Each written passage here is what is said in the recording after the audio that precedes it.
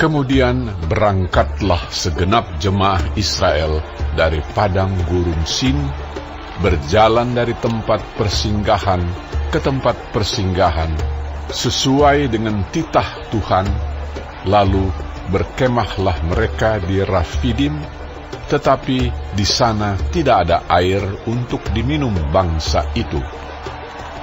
Jadi mulailah mereka itu bertengkar dengan Musa.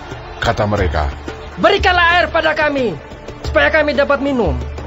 Tetapi Musa berkata kepada mereka, "Mengapakah kamu bertengkar dengan aku? Mengapakah kamu mencobai Tuhan?" Hauslah bangsa itu akan air di sana. Bersungut-sungutlah bangsa itu kepada Musa dan berkata, "Mengapa pula engkau memimpin kami keluar dari Mesir untuk membunuh kami, anak-anak kami, dan ternak kami dengan kehausan?" Lalu berseru-serulah Musa kepada Tuhan, katanya, "Apakah yang akan kulakukan kepada bangsa ini? Sebentar lagi mereka akan melempari aku dengan batu." Berfirmanlah Tuhan kepada Musa, "Berjalanlah di depan bangsa itu, dan bawalah beserta engkau beberapa orang dari antara para tua-tua Israel.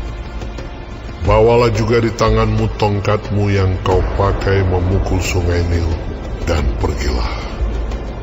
Maka aku akan berdiri di sana di depanmu, di atas gunung batu di Horeb. Haruslah kau pukul gunung batu itu, dan dari dalamnya akan keluar air, sehingga bangsa itu dapat minum." Demikianlah diperbuat Musa di depan mata tua-tua Israel. Dinamailah tempat itu Massa dan Meriba, oleh karena orang Israel telah bertengkar dan oleh karena mereka telah mencobai Tuhan dengan mengatakan, "Adakah Tuhan di tengah-tengah kita atau tidak?" Lalu datanglah orang Amalek dan berperang melawan orang Israel di Rafidim.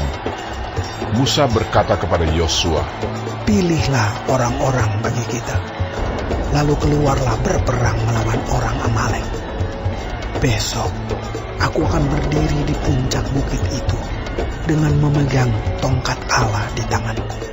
Lalu Yosua melakukan seperti yang dikatakan Musa kepadanya dan berperang melawan orang Amalek. Tetapi Musa, Harun dan Hur telah naik ke puncak bukit. Dan terjadilah, apabila Musa mengangkat tangannya, lebih kuatlah Israel. Tetapi apabila ia menurunkan tangannya, lebih kuatlah Amalek. Maka penatlah tangan Musa. Sebab itu mereka mengambil sebuah batu, diletakkanlah di bawahnya, supaya ia duduk di atasnya. Harun dan Hur menopang kedua belah tangannya, seorang di sisi yang satu, seorang di sisi yang lain, sehingga tangannya tidak bergerak sampai matahari terbenam. Demikianlah Yosua mengalahkan Amalek dan rakyatnya dengan mata pedang.